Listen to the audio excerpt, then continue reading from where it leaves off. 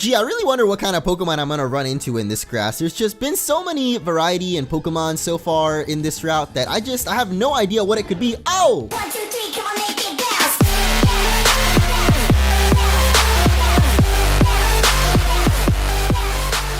What's up everyone and welcome back to Pokemon Obsidian. Last episode we made it to the very end of this Route 5D, and so now the card games on motorcycles are over, and instead we got this gate which has some really hype music. I don't know what it is, but it sounds like I'm about to enter the Pokemon League, but sadly we are not entering the Pokemon League. Instead we're entering the hot desert. But we'll be fine apparently, according to that guy. You're going into the desert. Good luck, I guess. Jeez. This guy has no hope for us at all. But I have hope, and if you have hope as well, holy crap, did I just become the Flash? Hold up. Whoa, okay, never mind. No flashing because Sandshrew has already come and, I don't know what he's doing, but we gotta chill out for a second because we are gonna be exploring the desert today. And thankfully, at the end of the last one, we managed to pick up quite a couple of really cool items. And actually, one of them was an item that I picked up, which is actually Brick Break. So pretty good TM there to give to Cookie Pound. I don't know about the other TMs that we have here though. Size Shot, I forgot we even had that. Could anyone even learn that? I don't think so, but I do know someone that might be able to learn it if we just so happen to give him a Moonstone, because that's right, at the very end of the last episode, actually not at the end, but eventually at some point at last episode, we fought our rival Ren, and then he gave us a Moonstone, and so we're gonna use it on Perp. What? Perp is evolving? It's almost like I gave him a stone that made him react and now he's evolving. And do you actually just put it next to them, or do you like feed him the hard stone? I don't know, but there he is. That was really fast. Like the whole game is on auto speed. What am I? Not auto speed, super speed. I don't know why. Let me go in and out and then maybe it'll reset. There we go, it's all good now. But this is the Gaia Desert. And if you guys are excited for the next episode, which happens to be this one, make sure to leave a like. This also happens to be the series with the fan art spotlight. And today we've got some awesome new artwork, or not really new, but more recent fan art of the entire team together, which is really cool because we get to see the Pokemon that I'm actually using as the playthrough is developing. I just think that, I guess I just noticed this fan art is a really cool way for us to experience this playthrough together. So you guys can send in some more fan art if you would like to at twitter.com/MunchingOrange. But thank you so much to the artists that sent in their fan art so far. You guys are amazing, and we're gonna continue this episode with a Spearow? Are you kidding me? You've got to be kidding me, dude. Even in the desert, okay, my game must be glitched or something, right? There's no way there are Spearows still in the desert, dude. They're following me no matter where I go. This is ridiculous, man. Even in the desert, the Spearows follow me. I don't understand. What is it about these Spearows? Don't let your eyes fool you. Watch out for mirages. Whoa. What kind of mirages are we looking at? Like, this guy, is he a mirage? There's something about a desert that just makes me feel manly while exploring it. There's many items to be found here. I mean, because you're in a freaking desert, dude, you can't, not everybody can go in a desert. You don't necessarily have to be manly to go in a desert, but not everybody can brave a desert. So I'm gonna say you're definitely a brave person. I don't know about manly though. I feel like, maybe not. You're kind of a hiker, and hikers kind of look threatening when they're on the overworld sprite, but then when you actually battle them, they look like really warm, gentle giants, you know? Like, you just want to go up and give them a hug. It's like a Hagrid from Harry Potter kind of character. Let's go with that, but I guess that doesn't necessarily not make him manly, because Hagrid's definitely a big ol' manly man. Am I really talking about Hagrid from Harry Potter right now? There's a Skorupi out on the field, and I think that's really cool, even though it is a poison type. It becomes poison and dark type, right? Right now it's bug and poison, I think. I don't actually know much about Skorupi or Drapion. I just think that they look really cool, but personally I've never used one of them. And I really want to catch this one, but at the same time we do already have a poison type with Perp, who just actually evolved, so pretty awesome news right there. Unfortunately he's dead. I thought that maybe the Moonstone would heal him up, but it didn't. Speaking of healing up though, our dad gave us a couple of fresh waters at the end of the last one, and we can give those to our Pokemon right here, right now, because they are literally almost dead. I was kind of hoping that there would be a nurse or a Pokemon center. Actually, now that I remembered, or Samafu actually, his beautiful little sprite there. What is that called? The mini sprite? Something like that? That little mini sprite reminded me that I really want to train up Mafu, because I think I said in the last episode that Mafu was going to be some kind of prodigy, you know, The Prodigy, the successor of Pico. Not the Prodigy, what is the word? The successor, I guess? He's gonna be a successor to Pico, and that means that he is destined for greatness. So we gotta get Mafu up in the levels and start training him up. So I'm gonna put him up first, and hopefully, even though he can't really battle most of the people here probably, are you a Mirage? I could ask you the same thing, kid, but I guess not because we're battling now. So unless all of your Pokemon are literally Mirages, then yeah, I don't think either of us are Mirages, bro. But even though Mafu probably won't be able to battle most of these Pokemon, we can just always switch in and out. I never really liked this method of training, but I guess we have not much of another choice for now, at least with Vigoroth. He does a lot of damage actually, but I don't think he has very many great attacks. I always do this. By this, I mean like, wait, we really got confused. Was I really not paying attention to us getting confused there? Oh man, I guess that is pretty much what Butterfree does. Yep, and here comes the poison. So now we are literally gonna die to nothing but ourselves because we're poisoned and confused. Now watch this. Let me hit myself real quick. Yep, that's what happens. I don't know how I'm so lucky at predicting whenever I'm gonna get hit or not, but somehow it always happens that way, or at least not always. Always is a strong word. Yes! It took centuries, but we finally got that Butterfree down. Jeez Louise, his next Pokemon Sentret. At least that's something that Coca-Pound can pretty easily kill, right? Right? As long as you don't have Supersonic or something like that. Oh my gosh, no. Please no. Please don't tell me this is really gonna happen. Oh, thank goodness. I did not want to lose to a Sentret. That would have been just the most humiliating thing. Some pretty humiliating things have happened already around here, at least in Pokemon, but I think that probably would have gone down as one of the worst ones. Losing to a Sentret with a fighting type Pokemon, I don't know. Our Pokemon are really beat up right now, especially Mafu being burned right now. It really sucks because he's not going to do as much damage. I think Upper might be special though, because if it is, then I guess that burn doesn't really matter. As long as we can take out this Pidgeotto, because Coca-Pound can't do anything to that thing, and I don't have any revives, so even though this was just a random kid out there, literally a youngster, I'm actually struggling with this battle. And that, ladies and gentlemen, is the power of Perp. Thank goodness I had a revive. I had no idea. I didn't see it in the bag earlier, so I was like, man, we are so screwed in this desert. But thankfully we had one revive, so now Perp is back. And he's pretty much the only Pokemon we've got to survive through this whole desert. Also, I have no repels. Dang, this is not going to be a great time. But we got to brave through it. We just got the TM for Sandstorm. We also have a bunch of really good TMs that I should definitely check out if any of my Pokemon can learn. Because I think Nidoking, now that he is Nidoking and not Nidorino, can actually learn a lot of different attacks. Like I think Nidoqueen at least can learn like Ice Beam. So I don't know what the heck Nidoking can learn, but I'm assuming he can learn some crazy stuff. So as long as we can keep him alive, then we'll be good. Oh my gosh, what is this guy doing here? This cloak may protect me from the sunlight, but it still makes me sweat a lot. You don't even want to battle? What are these guys doing? Or is he not related at all to the other people that had those cloaks on? Because I guess that's very general of me to say that. I'm sorry, man. You know, just because you had that cloak on, I assumed you were evil, but maybe you're not. Maybe you're just a random guy trekking the desert with a cloak on. I don't know. But here is, oh no, the Pokeball's actually behind there. But here's a Numel, which actually is pretty cool because I was talking about getting a fire Pokemon earlier, and then suddenly Numel appears right before us. Also a half ground type Pokemon, so that will be pretty helpful. And I have no idea if Mega Evolutions are going to be in this game ever, but if they are, then this could be our Mega Pokemon right here. The Mega Camerupt would be pretty legit. I don't think I've ever heard anyone else say that.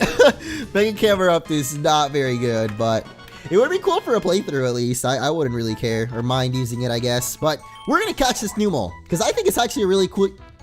Your name is the Numb Pokemon? Really? I've never noticed that before. Whatever. Kind of fits my personality, I guess, because I feel like I'm just a kind of slow, laid-back person sometimes. Maybe not in videos, but I don't know. Anyway, I'm going to give you the name Eeyore, which I'm pretty sure I've given a Pokemon before, but I don't really care because I don't remember what it was, unless it was a Numel as well, which would kind of suck because, you know. Shout out to the old Eeyore, whatever Pokemon you may have been. This is the new Eeyore now, the Numel. Make sure you stay hydrated, the heat is dangerous. Oh, you're right. I do have definitely some fresh waters in here and some super potions that I could use. So let's go for that. He also has an item, probably soft sand, right? That's usually what they carry around, but thankfully with this fire Pokemon, we will now be able to handle, oh, Rostberry, sure. It's exactly what I knew that there was going to be a Rostberry that whole time. That's what I meant to say. Oh no! Why am I even fighting this Torkoal? I don't know, because this Torkoal was a wild one. We try to help people in the desert. In a way, battling is helping. What are you even talking about? Like, battling is helping people out?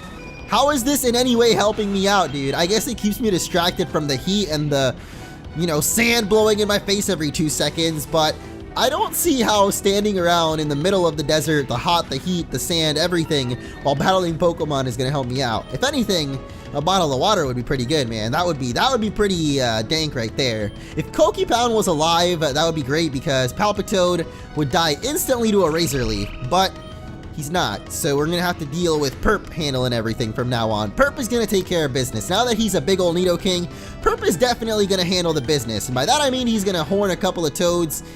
Wait, isn't that a thing, a horned Toad? Or did I just make that up? Because I didn't mean to say that, like he's gonna horn some Toads. That sounds kinda not like the horned Toad at all, but I'm pretty sure there is an animal called like the horned Toad. Either way, Sentret's, really? You got a Sentret, dude? That's all I gotta say about Sentret, I guess. He just even looks like he's just like begging to get hit. He's like a punching bag Pokemon, literally, look at him. He stands up, he's got a little ring on his tummy like, punch here! And he's holding up his hands like he's ready to go. So is this guy, what the heck?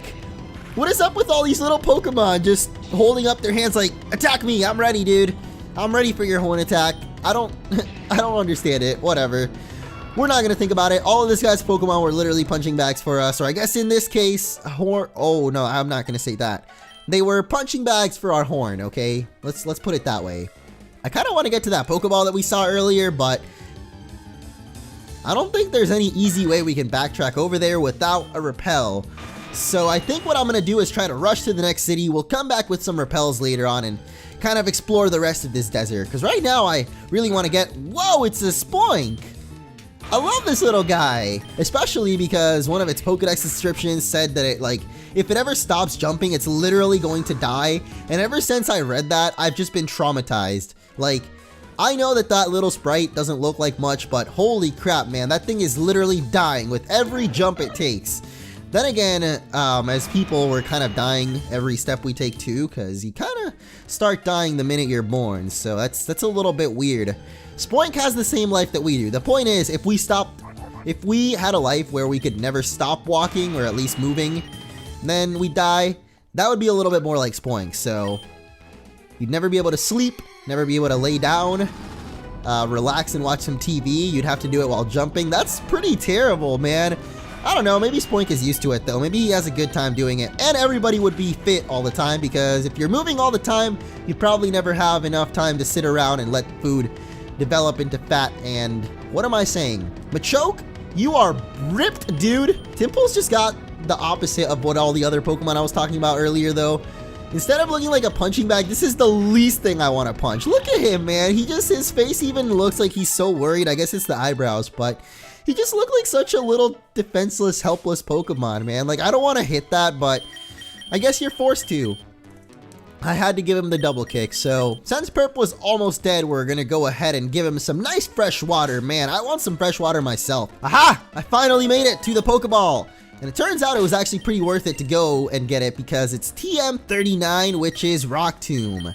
Don't know if that's actually worth it or not, but I do want to check if what Pokemon of ours can learn this. I knew Pokepound would, obviously, but I think it might benefit Mafu as well to have something like that. Then again, I don't know if Pokepound's going to learn a better fighting attack, so...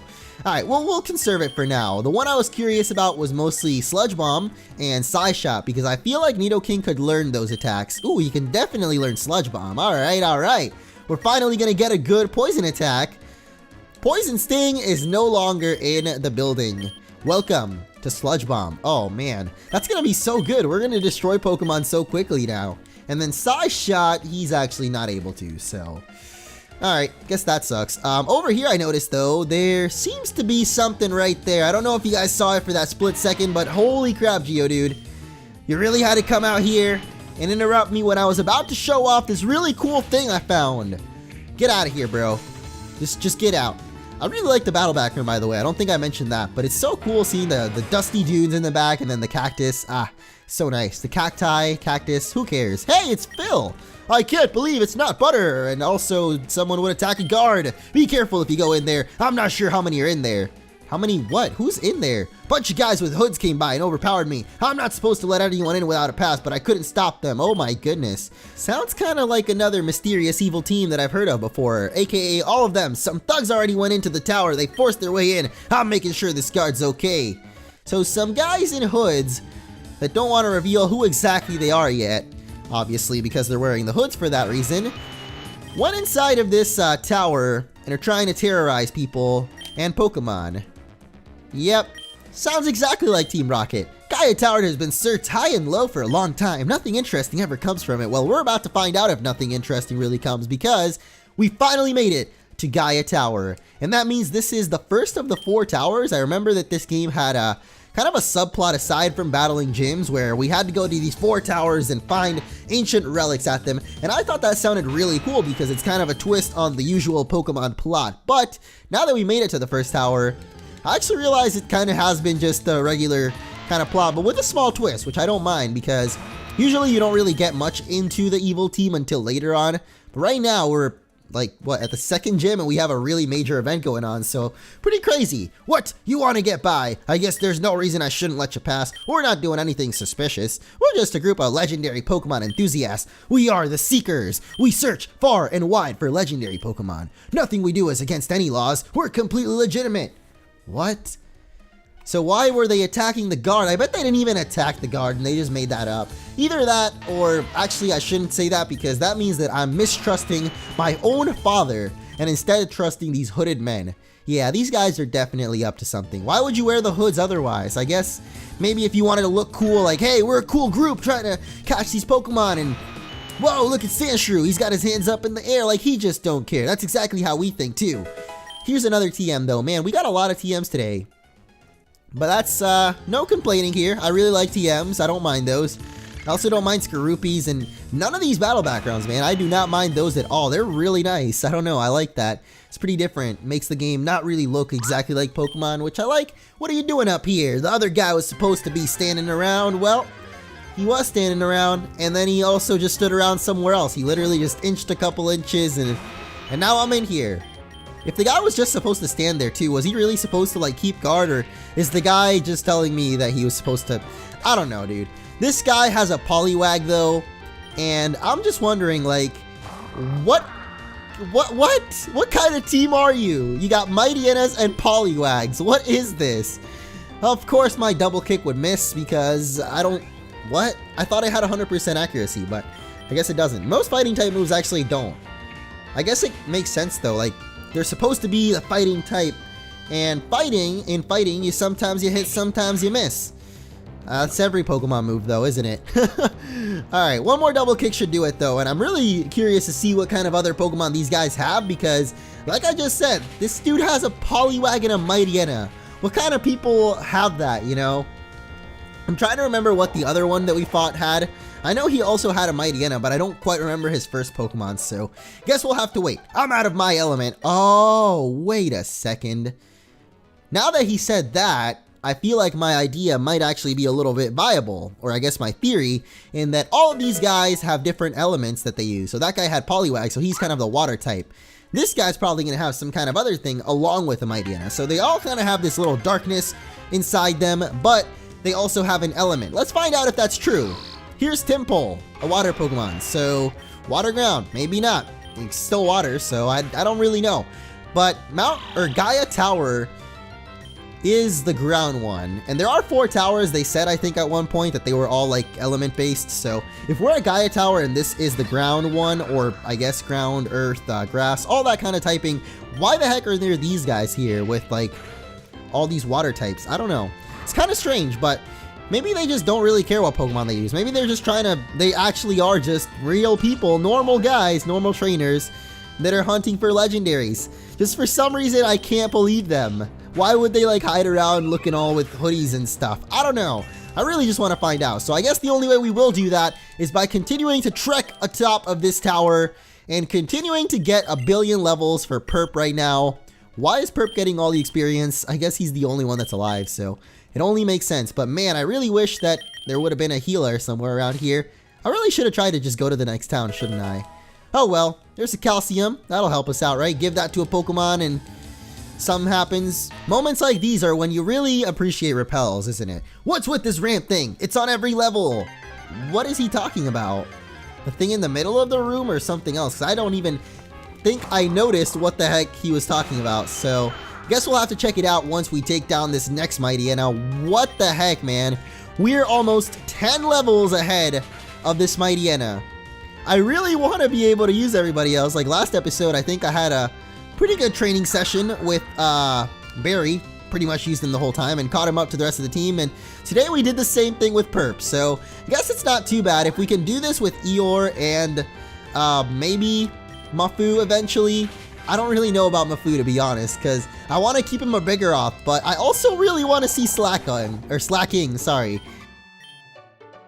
Seems like there is some kind of organization though, because this guy had just 2 Staravias and a Mightyena. That's pretty much what everybody else had so far, right? Oh, look, it's another little Spoink. There's definitely some kind of organization going on here because that guy had 2 Staravias and a Mightyena. I'm guessing this guy's gonna have about the same thing. At least all of them have had Mightyena so far, so I don't know. I'm just putting together all the clues, trying to figure out exactly what it is, and oh my goodness, you have a Vigoroth! Out of nowhere, a Vigoroth! Not really out of nowhere though, I guess that's a normal type. Normal, Dark, and Timpole, and Poliwag. They're both Tadpoles. Oh wait, Tadpoles? And then Mightyena is... Dude, I don't know. I'm trying to put together some kind of conspiracy and figure out who these guys are when we're literally about to find out probably in a couple of seconds, but they do have 2 Tadpole Pokemon. I find that pretty weird, or I guess a coincidence? Maybe not. Maybe it was done on purpose. Maybe it has nothing to do with their actual organization. How many more floors are there? The answer is none, because here is Archie, or at least I'm pretty sure that's Archie. This revives? Nope, it is actually... What the heck? I have a revive right there! How do I not see these things? Am I really that blind? I don't understand. I really don't get it, man. The whole time here, I had a revive and, I don't know. Whatever. Thank goodness I noticed now, because that means that these guys get to go in on Maxie's team, whatever it might be. Or Archie. Did I really say Maxie? This is not good. I can't find it. Oh, great. Just what I need. Another kid snooping around in my business. You're a little older than the last brat I faced, though. No worries. If you're here to stop me, it doesn't matter. I can't find what I came here for, so I'm heading to Rosewood City. Stay out of my business. Oh, we don't actually have to battle him. Well, that's great. Here's an Astral Stone. How the heck am I supposed to know what that is? I just noticed the thing in the middle of the room, though. It is a weird kind of... Doesn't look like a ramp to me. I just can't really figure out the way that you're supposed to look at it, but... Wow, I just wasted that revive then. I'm glad you scared those guys off. They had no right to be in here without the visa. Who do they think they... Wait a minute. That guy that just left looked familiar. Was that Archie, the leader of Team Aqua from over in Hoenn? What is he doing here? How do you know what he looks like? That can't be a good sign. Well, you scared them off, so we're safe now. I'm gonna look around for a bit longer. I'll be downstairs in a few minutes. What are you looking at? What is this?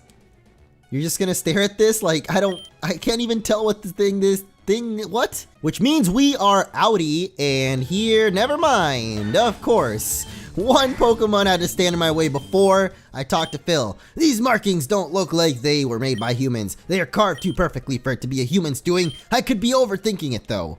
You're probably overthinking it. You're most likely overthinking it, or ancient aliens. There's only one answer. Whenever you mention anything not being human, it's gotta be aliens. There's only one logical answer, man. It's the only one.